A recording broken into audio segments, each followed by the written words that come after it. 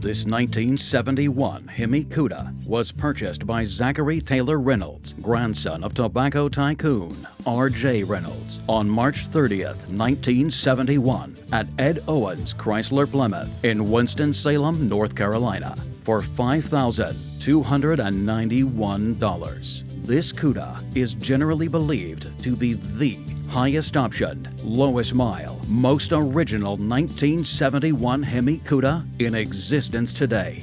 Widely considered to be two of the foremost leading experts on Mopar muscle cars, Mark Worman and Tony DaGostino will take an unusually deep dive and discuss the merits of the claim that this is indeed the highest optioned, lowest mile, most original Hemi Cuda on the globe. You will be the witness.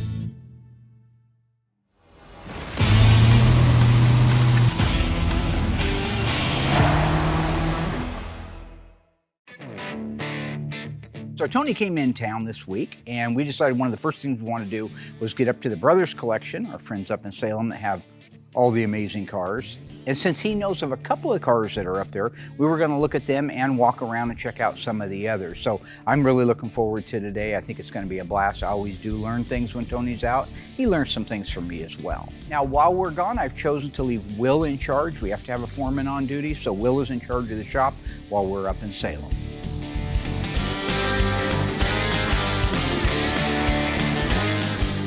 All the tags, I haven't had an opportunity to see this car. You know the car, you got some history on it. Oh my goodness, this car. You know everything about the car. I've known this car for 20 years. A lot of the cars at this museum I'm very familiar with because I was best friends with the owner, Steve Giuliano. Unfortunately, he passed away a few years ago, but we've been friends, I won't say forever, but back into the 90s at least, early 90s.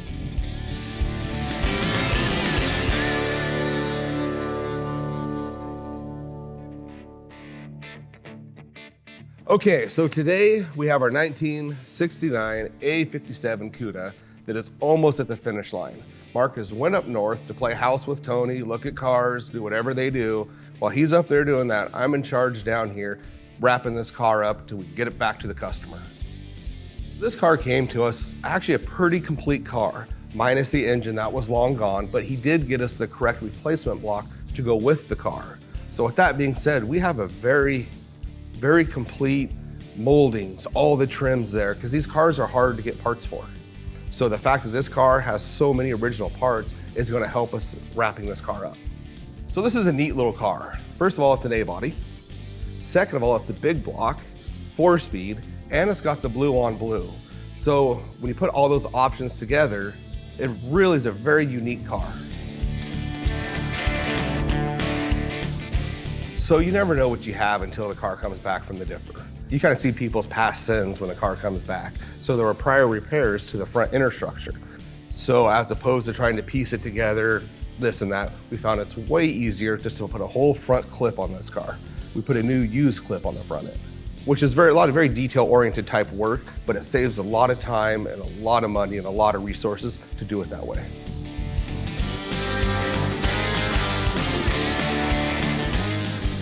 So clipping a car is basically just replacing a large section of the car. Whether it be we put a whole new front end on it or we put a whole new back end on it. When you have a lot of repairs that need to be done on the front end, it's not worth doing a patch here, a patch here, a patch here. It's a lot quicker and it's a better job to just remove both aprons with the core support completely off the front end of the car and installing one whole new piece.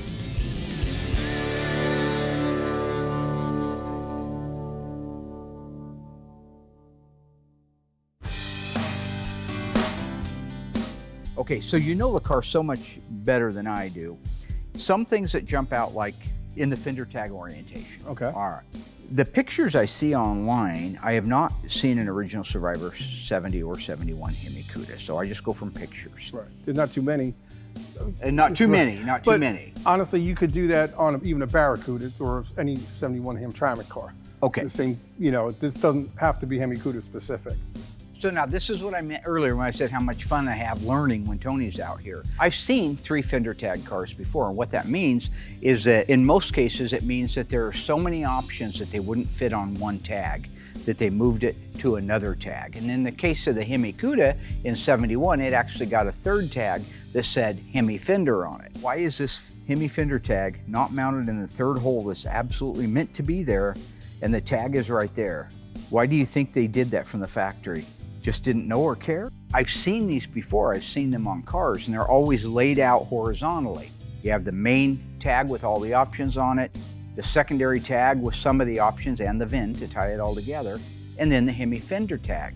In this case, the arrangement is incredibly unique, and I wanted to get his perspective on it. No, It was mass production, and I believe there's a reason behind that.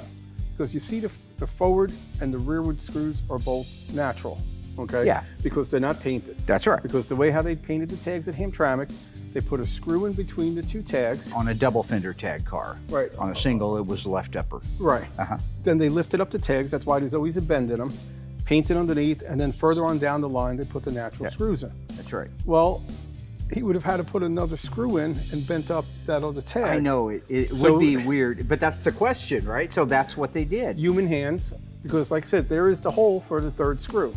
I agree with everything Tony is saying about this. I guess the only thing I have a problem with is why wouldn't they follow suit after the tags were painted, putting the screws in the correct orientation? Why wouldn't you just lay them out? There's an extra hole there for the tag to go to the right-hand side. And I think, you know, him and I have discussed over the years, these are still human beings doing this work, not robots. And so perhaps it's just somebody on the line decided, I'm gonna put it right there because it's quick and it's easy. Who knows?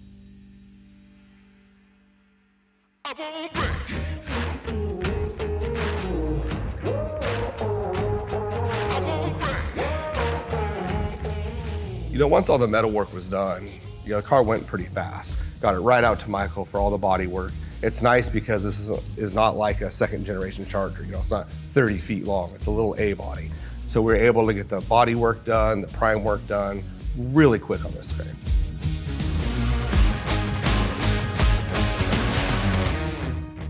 So this was one of the cars that we did a pre-paint on like we used to do that we no longer do, thank God. So yeah, once the pre-paint was all done, let it sit for a little bit, got it inside, got it prepped, did the final paint on it, and it just came out amazing.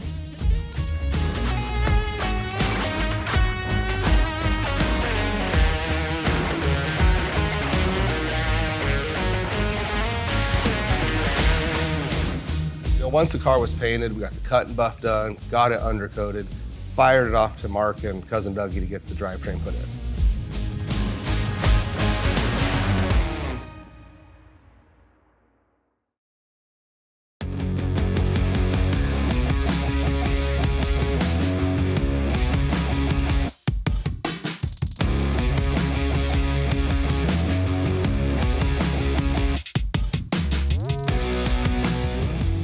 So this little 69 Cuda is probably one of my favorites at the graveyard.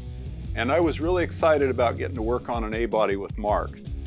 I was a little concerned about putting a 383 big block in this little A-body, but it went really smooth. I actually got along with Mark. Or should I say, he actually didn't insult me for a little while.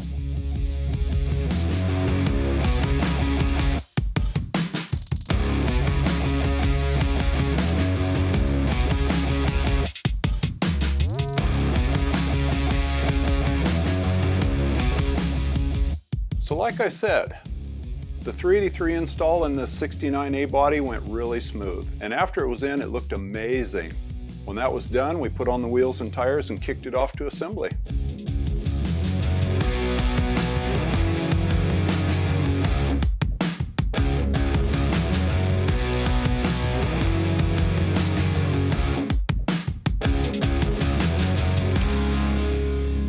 This, I've never seen this before. I know what it is, but I've never seen it. It's this inspection tag. I've seen little bits and pieces of inspection tags, but I've never seen one with all the parts on it, or at least what appears to be all the parts. Now the breakaway tag, I've never seen that. I know Tony says he has some of those in his stockpile of things that he's collected over the years. So tell me how that worked. You know. That's an inspector's tag, and you'll see there's lines in it, and they're made to be folded and broken off after each inspector inspected it. You can see they have names on them. One says paint, one says trim. Body, things like Okay, that. right. Door.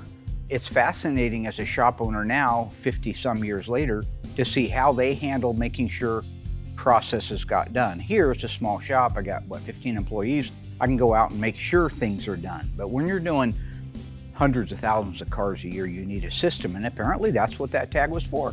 At each perforation in that tag, they could break it off. They said the left door is done and on, break it off, throw it away. So if it's not there, they know it got handled.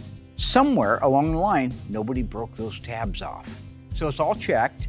The inspector says, He looks at good. it, boom, did my job. So if Next that tag's gone, well, I'll be darned. That's the first time I've seen, is that the first time you've seen one all out like that? No, I have a couple I saved off other cars. You Like do? I said, fortunately, that's not specific to Hemicudas because I've It's taken them off some Hamtramck. 318 cars, right? It's fascinating to me to go back and see how they did it on the assembly line when they did have 10 or 20 or 30 of them every hour going down the line. And because they're putting so many out that quickly, it explains a lot of the quality issues that we see that you won't see in our cars, because ours were done by 1 or 2 or 3 different people, and we went over it and over it and over it. There, you broke off a tab. There, you put a paint mark on it. Somewhere you said, I'm done. But was it perfect? Most likely not. I think it's because, again, human beings are doing it. People like to do things their own way. Well, Will, for example, my painter, you guys remember, he likes to paint with a fly in the paint. He enjoys putting flies in the paint. What the F? He's 100 miles away. He still finds a way to insult me while he's on vacation, and I'm here trying to get it, keep his shop going efficiently. You know what it's like having 30 kindergartners around here? It's a full-time job. I don't got time for that.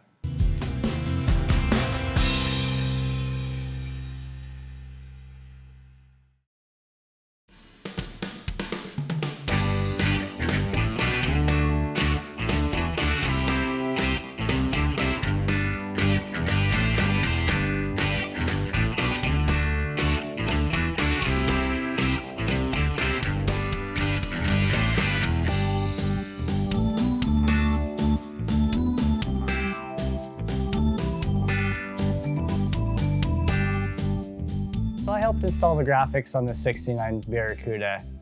It was a really fun new process for me to be a part of, and it was really exciting to learn some of the new tricks of the trade to help me be able to do this in the future. It's really fascinating to see how many graphics go on this, but also how many are painted and how many are decals. I don't understand why they do that, but once everything's all said and done, this thing frickin' pops.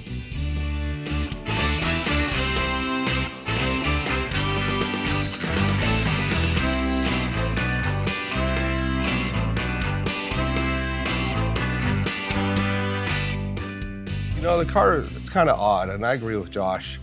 You know, when it came to doing the blackout, parts black, parts a sticker.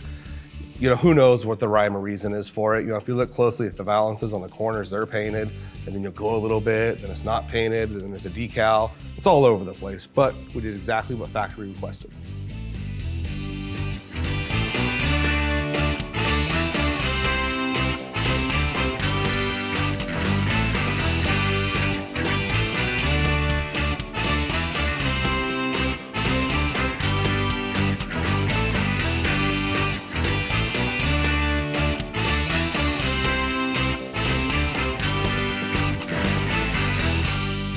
A few other things here. Battery cable, I've seen this all over the place. Oh, the battery cable's the negative cable that's painted on the engine's only part way up. No. This thing was all the way up, and there's orange paint on the head itself. That's the way almost all of them have been. I've hardly ever seen them that didn't have That paint has some on the beautiful lead. line drawn right through Never. it. No, you'd blast it. Right. And it probably had a lot more on it before 50 Oh, years of the getting lead. jump started and Well, it doesn't adhere to the lead too well. right.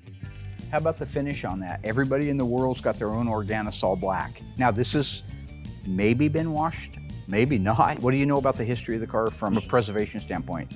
One of the reasons why this Survivor is better than just about all the other Survivors is because of the environment that the car was always kept in. Yes, it was driven 2,000 miles, but this car was 100% garage kept. There's no patina. There's no wear. That was the thing that was so misleading to Steve and I when we were looking at the car. Like, how could a Survivor be this good? And it was washed, so it may not show as crisp of an Organosol finish. Even Will stuff that looks right but doesn't have the feel. It looks but I doesn't know. have the feel. The appearance of the shaker, and anywhere there's this Organosol black, it's tough because we don't have Organosol black. We don't have lacquer anymore. We're using a urethane and trying to make it look like that. So what we can duplicate is the finish, as far as, yes, that's the right amount of sheen, it's consistent, it looks great. What we've had a hard time doing is getting the texture. That's what Tony's talking about. When you rub your hand across it, how much texture do you feel? Now on this car, a lot of the texture is still there, which is amazing. So when I get back, I want to go over some of the formulas PPG offers and see if we can't cocktail something that has the right look, but also has the right feel. Well, it's in the paint. It's in the that's what Organosol is. It's like, got the suede. Yes. The suede gives it the texture, you think? The suede is more of a sandpaper finish. That's on the dashes. Gotcha. This is almost like a very faint black wrinkle. Okay. That's the best way I would describe it. So on the striker and on the primary and secondary latch, these are finishes I don't know how to duplicate exactly. I know there's a lot of nerdery going on with this car. I get it. It's probably a boring episode for some people. I think the aficionados are going to appreciate it though. When you take out something like this primary latch and secondary latch for the Cuda, it's not something that's easy to duplicate. In fact, I would say it's borderline impossible to completely duplicate. Look at it. There's 2 or 3 different finishes on there. How can you duplicate that? I mean, we have something that we've done that's a paint that looks like it, but I honestly don't know if it was originally just natural metal and then it got black phosphate, and this is just a worn out black phosphate, maybe with a brown hue to it. I have NOS ones. The safety catches are most similar to the black phosphate, but this is a multi-part safety catch. So like even the pin isn't dipped. It was put together after the together pieces. afterwards, so there's really no way to restore it properly. Is that the truth about this? This is also a multi-part primary latch. That finish is completely different. Okay, that's what I call the greenish brown, but that's multi-part pieces. And on an NOS unit, you see those 2 big washers in the front? Yeah.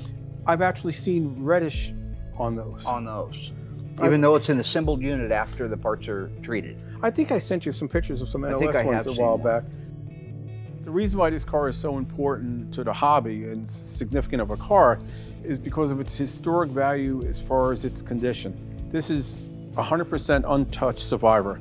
This car is a reference book. You could take thousands of photographs of this car, and it just sets the bar on what to do, how it was done. And there's mistakes, and you're not going to want to copy the mistakes either, but it just shows you because these were built by human hands, you know, and they weren't paying attention to detail as a lot of the restorations are today. We found overspray of undercoating shot up on the inner fender wells and under the hood. We found runs in the Organosol on the rear body panel. None of that would be tolerated on a restored car. But this car has every original nut bolt hardware on it, and you could just keep looking at the car and learning and knowing what's correct. And the cool thing is, it is a 71 Hemicuda. It's the highest option 71 Hemicuda. So it has all that good stuff on it that you wouldn't find if it was just, say, a 4-door Valiant Survivor car. Look at the hardware on the hood pin. Look at the finishes on the hardware. Right. It's not the shiny stuff where everything's zinc that we're doing, or the pop-up spring that happens to have, I don't know what on it. It's not a black phosphate, but it's also not rusted. Look, I don't want to be the one to point this out, okay? And Tony knows I love him, right? But I gotta say, this last go-around with him, I'm really sensing a, kind of like he's channeling a Cliff Clavin from Cheers. You guys remember that, right? Oh, little known fact there, Nami. He's doing that. He'll say the point, and then he'll elaborate on the point. And I got to figuring out that's what it is. It's driving me crazy. You're supposed to have the paint all the way up there. Little known fact. It's Cliff Clavin. You know what I'm saying?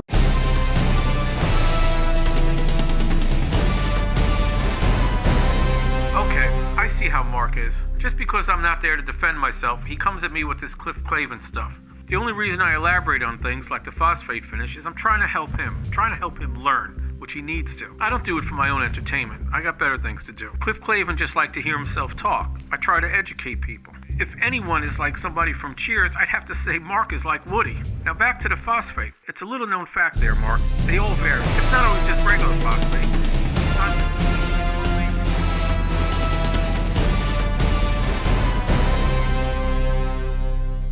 Factory lanyard. Oh, absolutely. See, all the original ones stop short just a hair. And some people say, oh, that's shrinkage. I really doubt that because it all... George Costanza, that kind of shrinkage? Oh, yeah.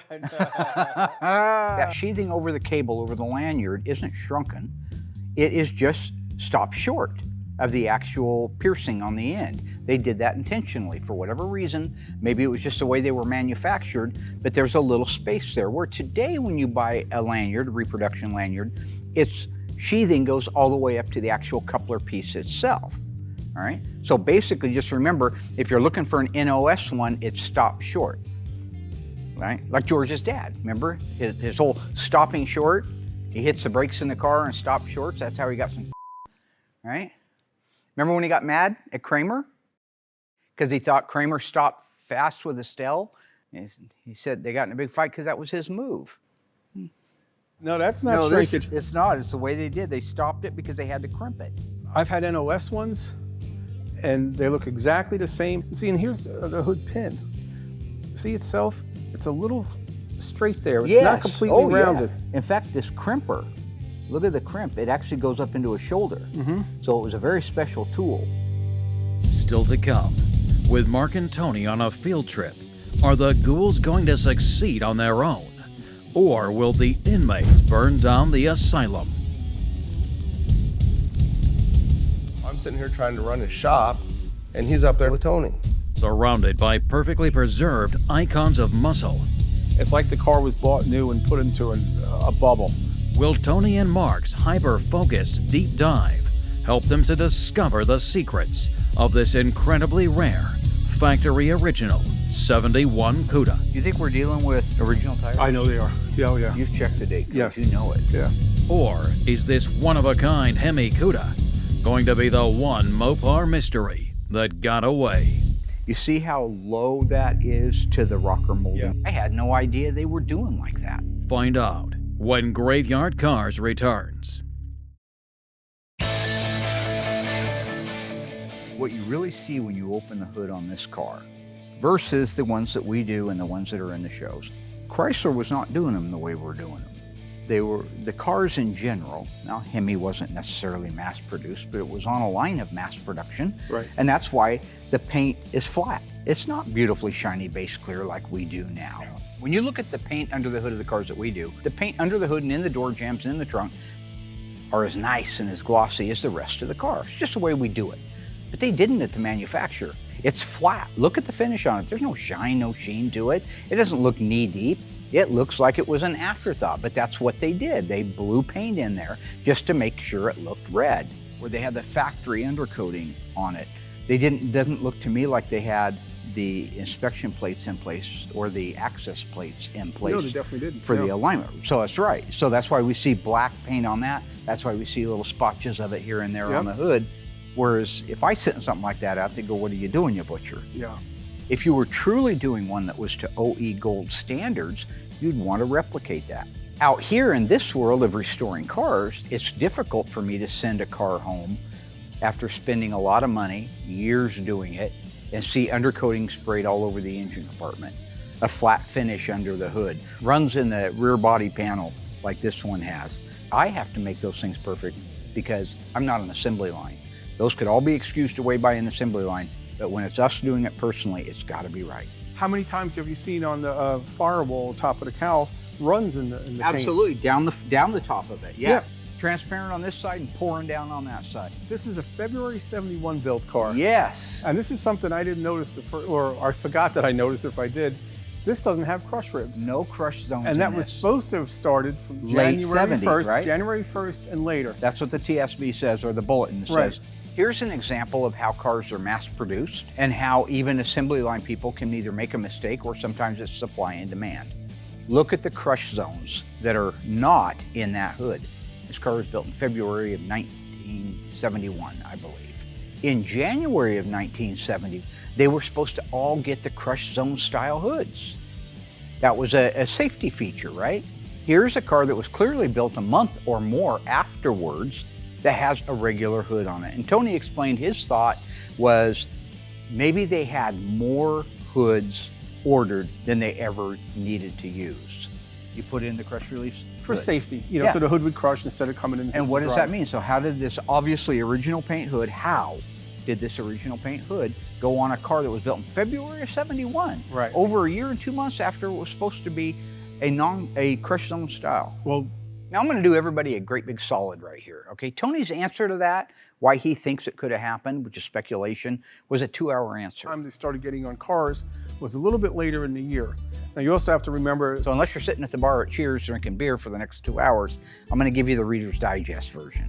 and this is only a guess, I can't say I know it for sure. He's saying that since the shaker option was a fairly rare option, it is very possible that they had a lot of the 70s style non-crush zone hoods left over from the run and they just put them on. Maybe they didn't pay attention to the federal mandate. I think basically that's what he's trying to say.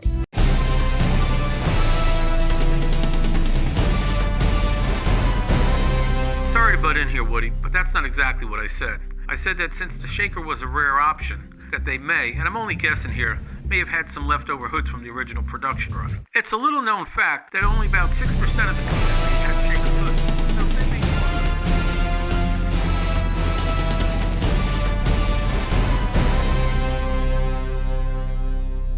All right, I want to talk to you about the wheels, the valve core extensions, some of the exterior trim.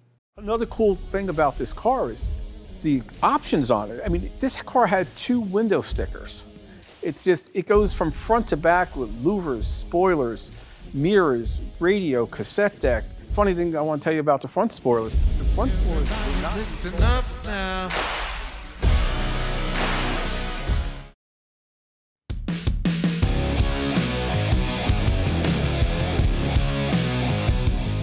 So Mark asked me to put together this little 69 A57 Cuda, and right off the bat I knew it was going to be a challenge because we build a lot of B bodies, we build a lot of E bodies, but not too many A bodies. So very unique problem solving we had to go into this one. I knew it was going to take a lot of work and a lot of teamwork in particular, so I asked Mark if I could get some help, and lucky enough, this guy here was able to come over and help me put this car together. Damn! Once we had this jigsaw puzzle figured out with all of these pieces, all the pieces were restored, ready to go. We laid everything out, figured out exactly which fasteners we needed, and then we started putting the thing together, started assembling this car from the back to the front. All right, brother, let's get this bad boy in there, huh? So the very first part we installed was the cargo base. Next, we installed the lower quarter trim panels left and right. Yeah, that snapped in those up. nice. All right, let's see how well she lays down in there.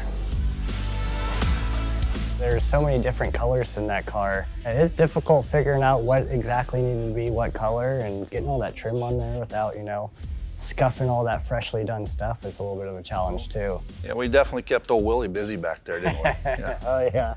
Yeah, would you say, Josh, there's about 17 shades of blue inside that car? Yeah, it seems like it. I think we got her down a little bit more than that, but originally, yeah, there's a lot of different shades of blue. So after we installed the lower quarter trim panels, we moved on and installed the garnish panels. There's an upper garnish panel on the left and right and a center garnish panel in the rear. All right. So in addition to those colors, Josh, we had to be real careful about the finish itself.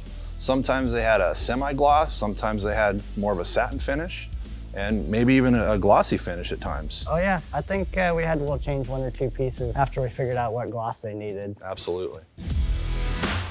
With the interior trim panels in place, the next part was the fold-down cargo door.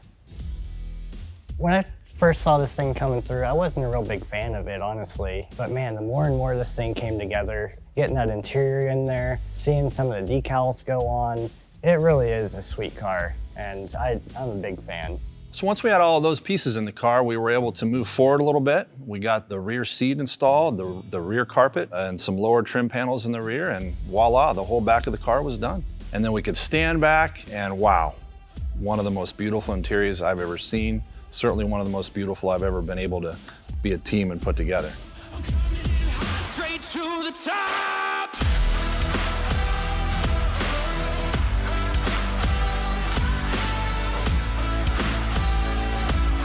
I'm coming in high, straight to the top.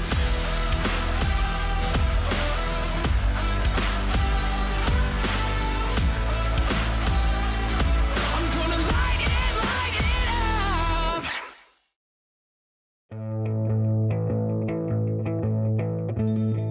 I can tell, pretty much original paint. Maybe a little brush touch here and there. Yeah, very minor. But you know one thing that's funny, and somewhere I had pictures of this. It's original paint. There might be a couple little touch-ups on it. But one funny fact was that the original owner, Zachary Reynolds, he had Zach lettered with paint on the driver's door. He had Oh, he did it. He personalized it like we did in the 70s. pinstriping around the billboard. Zach Reynolds typically had the cars pinstriped and lettered to personalize them. And he had done this to this car, like some cards, like an ace of spades or something like that on the top of the trunk lid at the back. And he had pinstriping around the billboards on the quarter panels. And a couple little things. So where is it now? It was able, because it was paint, it was able to be chipped off. Just thumbnailed it off and then buff? Right, because if you look at it in the right lights, you might be able to see a shadow. The custom lettering thing and the pinstriping, our fans from my era will certainly remember it. There was somebody in every town that was great. We had Jimmy Carmichael. But they would go out and for 50 bucks, 100 bucks, they would pinstripe your car. And a lot of times they personalized your car. When we were growing up, you go up to the gut on Willamette Street cruising around and there was something cool on every cool car. And that is a great representation of the era, and that's what happened in this car. The door edge guards, Right. factory, again, the most loaded Hemicuda in history. Yeah, 71 at least. I don't know if compared it to a 70, but I think 71's had more options available than 70s, so. Gotcha. Okay, the two-tone line, you see how low that is to the rocker molding itself. It's not split in the middle. You say two-tone, you mean the rocker panel blackout? I mean, the rocker panel blackout. So now we're looking at a car that's never been restored. We're looking at the blackout line, the rocker blackout line that was mandatory on your 71 Cudas. We always believed, based on engineering drawings that we've seen and based on other cars that had been restored, that they pretty much ran that line right in the middle of the rocker molding itself. Now, if you look at the one we did on our beautiful Phoenix Cuda that Will did, he took it upon himself to even go higher than that. Don't know why, that was his option. I guess he wanted to do that.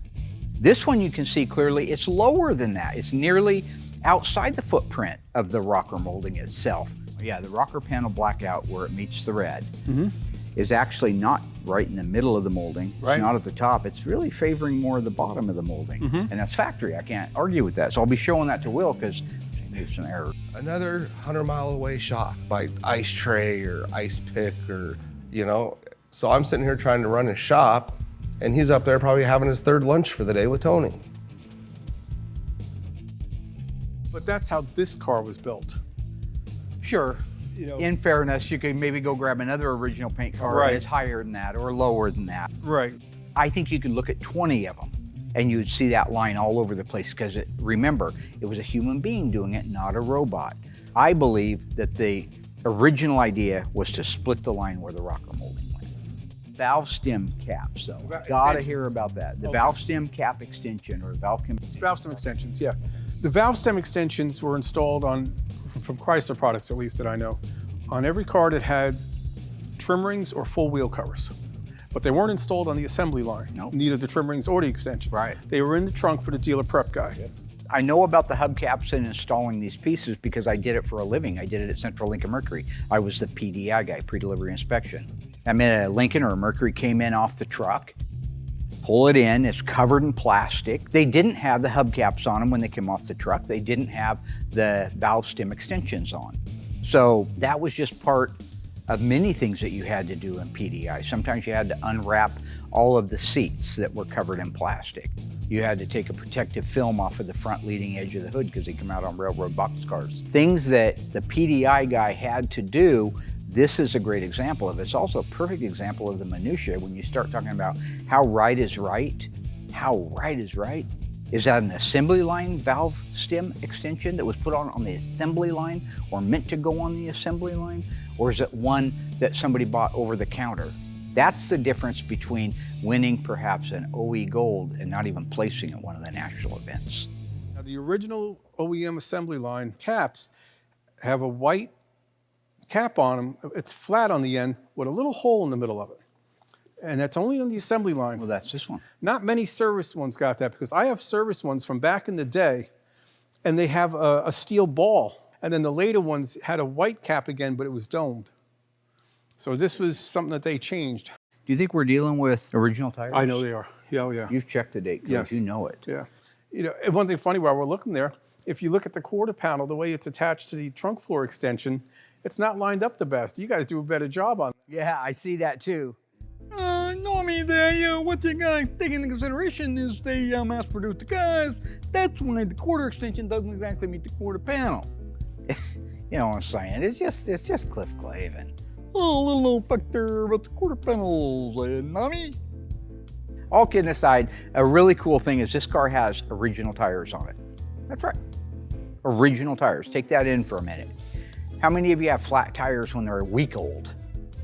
How many of them wear out, puncture, hit a curb? These are the original tires that started life with. These are date-coded tires. That's how original this car is. That's why you have to take this whole thing in as a carbon copy of the original footprint of how they were supposed to be built. The original DNA on this car cannot be overstated. This car, starting at the front bumper and working your way to the rear bumper, is as close to original and new as you could get if you didn't take a car and just lock it in a vault somewhere the day it was made. We documented it from the very front to the very back. When we got into the trunk, I went to school. That thing is filled with original DNA markers that I had no idea they were doing like that.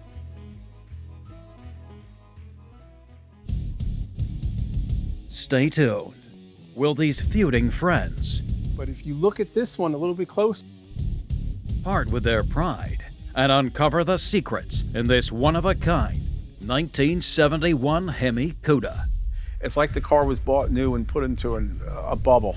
Or will the overwhelming options in what is possibly the most optioned 71 Hemi Cuda on Earth I haven't seen that before. wind up stumping the masters of Mopar, Warman and DaGostino? I might figure out what happened on the Hamtramck assembly line, but then the LA assembly line is different, St. Louis is different, Lynch Road is different. This is it. I'm in awe. Find out when Graveyard Cars returns. We could literally spend a week, I think, on a car like this.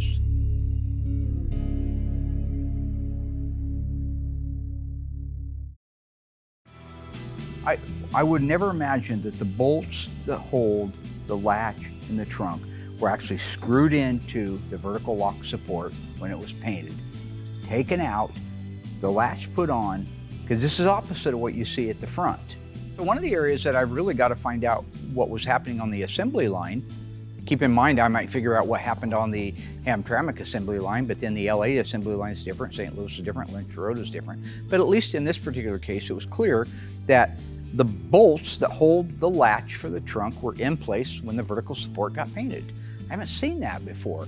Usually when you're adding a part to something, like you're adding a latch after it's been painted, then the bolts would be raw, go up to the front striker.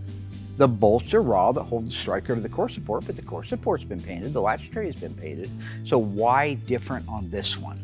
They wanted the same color, so they put it on before fitment, and then after they went to close it, they realized it had to be adjusted, so you see And that's why you see you these. see the scar of it, yeah. So we could do the same. We could actually, if we were going to mimic it, Right. we could put it in place where it goes and then slide it over for paint. And then when it goes back on, move it back where we already knew it went, but it would have this intentional mark.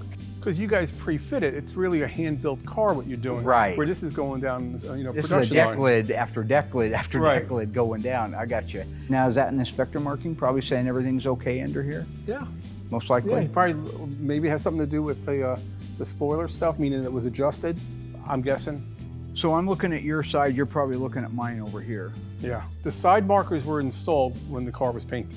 Okay, so the side marker housings were painted red, and in the trunk you could see 99% of the retainer is also red. They've painted actually body paint color. on the retainer and the nuts. But if you look at this one a little bit closer, because this is a billboard car, the back side of the retainer, Oh, there's no overspray the back side, the housing is natural. How could that be if everything else is red? because it's a billboard Right, car. when they put the billboards on, they get the went and got painted a ones, side marker. chuck them out, and that's why if you notice on the back of the housings, it says black and Yeah, white. and white, right. Remember, on a 71 Cuda, an option, not standard equipment, was the billboard graphic. You've seen us do many of them. We did one on a purple 71 convertible. We did it on the Phantasm car. We put these on, you know what they are. On the assembly line, they wanted to make sure they put the car together as quickly as possible. So if a car had a white billboard, it should have a white side marker housing. We just paint them white, didn't care. Back then, they wanted to grab a white one or a black one. Those are only two colors for a billboard stripe. So on the back side of the actual housing itself, it'll say white or black. It'll say right hand or left hand. That was assembly line stuff. As we go over this car and we document it from the very front to the back, and we're only giving you just small snippets of what we find, you realize that there's a lot of history both with the car, there's a lot of history that went into the assembly of the car, things that we need to learn. And I really believe in my heart that learning how it was done back then, even though it would be borderline impossible to duplicate everything, I talked about that, I think it's important to the hobby. That's the main thing. There are things that are important to the hobby. I'm a preserver of the hobby. So being that this car is all original and it was so well preserved, you did see some of the factory flaws. Like Mark and I were looking at running the organisol on the rear body panel. And Mark said to me, he goes, if I was restoring a car like this, of course you wouldn't restore this car because of its condition, but just say it was still original but left outside behind somebody's house and you could see that it still had that run in it. He goes, do I put it back? And you know, you don't really, because you'd be explaining it the whole time. You know, people wouldn't know it. You'd almost have to have a sign on the car next to the run. This is what we did and how it looked before and how it looks now. And that's why restoration cars are sometimes more perfect than they were originally, because they are being hand built. We could literally spend a week, I think, on a car like this. And then we could go underneath it. There's, oh my gosh, all kinds of stuff underneath the car. Maybe that'll be another visit. That's a fantastic car. While looking at this car and looking back at the car, this is it. I'm in awe. This is just such a reference. I've referred back to photos of this car throughout the past 20 years and still will. And I know it's helped Mark out too sometimes with just looking for stuff. It's like the car was bought new and put into a bubble. And it's just there for all of us to learn from. So at the end of our first day up there, we were able to get 3 cars looked at, but it took almost, I think, 12 hours. There's a lot, right? This was the most original one, so we spent more time on it. Afterwards, we had a chance to walk around and look at everything. We looked at everything too, not just the Mopars, for those of you. There's some fascinating cars. I would like to especially thank the Brothers collection for opening their doors and letting us go in there and wander around with our camera team for an entire day. That was just really cool. But again, the thing I take away from it all is how important it is to know how a car was made originally. We know we're doing it a little bit different. We're trying, but it's better. I think what we're doing is better. I think that's easier sell than doing something worse, for sure. You know, when you walk around a place like that and you see the incredible inventory of cars, and some cars, I think there was a Mustang there with 4 miles on it. Some ridiculous thing. I wish I was a Ford guy, because I would have documented that car like crazy too. But again, not to beat a dead horse, but the most important thing is that we preserve the hobby in the integrity it originally started. Don't modify anything. Don't say something was the way it wasn't. It may not be perfect, but that is the way it is. The overspray, the undercoating, the dull paint, the runs in the organisol on the back end of the car, and quarter panel extensions that don't fit the quarter panels very well, trunk floor extensions that don't follow the shape of the quarter. We do a lot better job here, but ours aren't really necessarily exactly the way they were on the assembly line, just a little better. Preserve the integrity of the history of these cars. That is my goal.